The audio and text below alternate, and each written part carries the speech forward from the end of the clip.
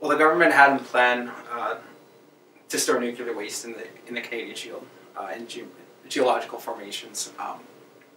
They went to various communities in the north, including Atikokan, Thunder Bay, Kirkland Lake, Timmins, among others, and basically they were looking at communities who had felt the economic hardships of single industry booms and busts. Many of these communities had lost their main industry, and the government saw the depositing of nuclear waste as a means of giving them an opportunity to develop a new sort of industry. Well, you have this economic prosperity that you can get from developing this new industry. It came at huge environmental cost to the north.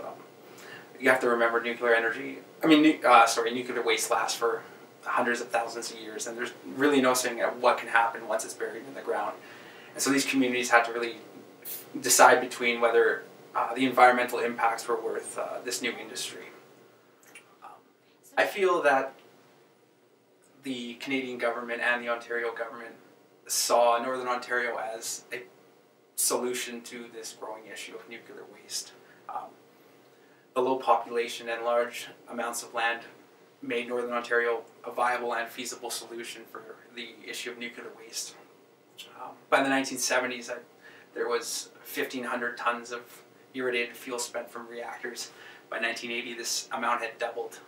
Today, 65 years later, we have about 40,000 tons of irradiated fuel spent from nuclear reactors still waiting in waiting pools on site at nuclear reactor sites. We have to do something with this eventually. Currently, the Ontario government, Atomic Energy of Canada Limited, and Ontario Power Generators continue to look in Northern Ontario for communities willing to accept a nuclear waste repository site. While communities in the past had the option to say no to these agencies, now there is greater pressure with the decline in industry and resource economies in Northern Ontario. Some communities have taken further steps towards looking at the possibility of developing one of these nuclear reactor sites in the north. But we have to remember this is a cyclical nature of single industry communities. There's booms and busts, and can we really? I mean, we went through this 30 years ago, and now we're just going through this again, and it's different communities this time who are affected by it. Now, Northern Ontario, we have to remember, it's its own region. I mean, it's not its own political region. We fall under the jurisdiction of Ontario, and eventually the decisions that are made in Southern Ontario affect the livelihoods of people in the north.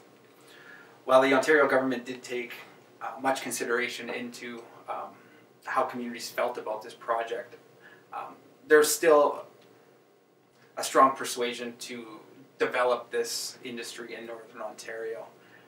Communities were really outraged at the attempts made by the AECL and and the Ontario government to develop a program in the north, and the program was eventually scrapped in the 1980s and 1990s because of this outcry from northern communities, and it eventually led to an environmental assessment which finally gave northern communities an actual first chance to actually explain their sentiments towards developing this program in the north.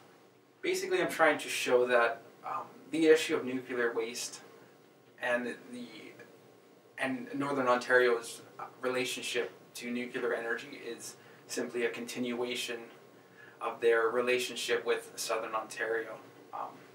I mean, first it was hydroelectric energy. Northern Ontario played a large role in shaping hydroelectricity in the province. In much the same way, nuclear energy is a continuation of this monopolization and this attempt to use all of Northern Ontario's resources for the benefit of the South, while leaving Northern Ontario with the environmental impacts.